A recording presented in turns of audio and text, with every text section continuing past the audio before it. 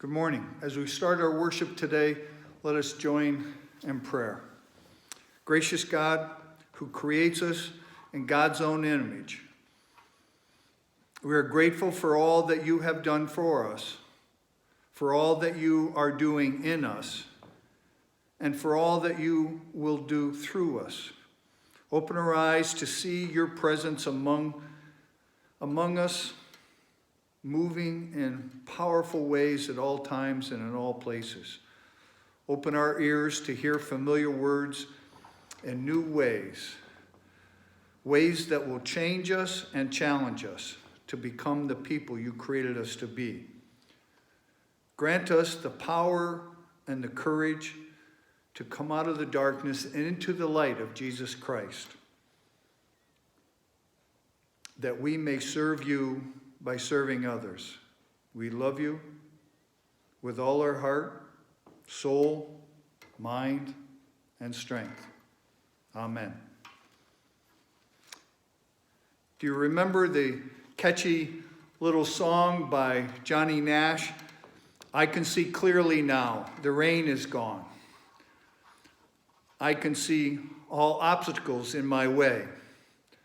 Dark clouds that had blinded me are gone. It's going to be a bright, bright, sunshiny day. It's going to be a bright, bright, sunshiny day. That song gives you an introduction into our gospel reading today and the message this morning. Our gospel, I'm going to allow you to read it at home. I'll give you a brief outline, is John 9, 1 through 41. The disciples were walking with Jesus and they encountered a blind man from birth. His disciples asked him if he was blind because of his sin or his parents' sin. Jesus created a paste from dirt from his saliva and put it on the man's eyes. Jesus sent the man to go to the bath, to the pool of Siloam, and wash it. He did so, and he gained his vision. The man returned to testify of the miracle of his sight. The Pharisees were not happy and used the fact that he was cured on the Sabbath to excommunicate the man from the synagogue. The Pharisees questioned this man at length, even questioning his parents, to try and find a way to discredit God's hand in this healing. And Jesus goes to the healed man once he finds that he's been tossed out of the synagogue to help him reaffirm his faith. And finally, Jesus speaks to the Pharisees and reveals their sinfulness.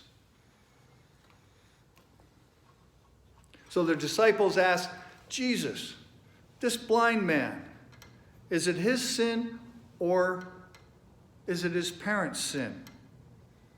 And Jesus said, he born sin, or he born blindness so that God could reveal his works.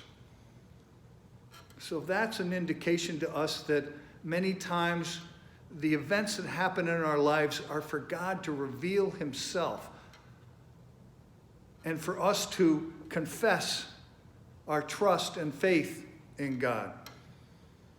God does works through us with our spiritual gifts. Jesus said, go wash at the pool of Siloam. For that man, it displayed obedience, trust, faith. And even if he had had an attitude of, well, might as well try it, won't hurt, at least there was a trust enough to go and do that. He didn't say, well, what are you doing putting mud on my eyes? The man was then asked by his neighbors as he comes back, and they knew him as the beggar who was blind.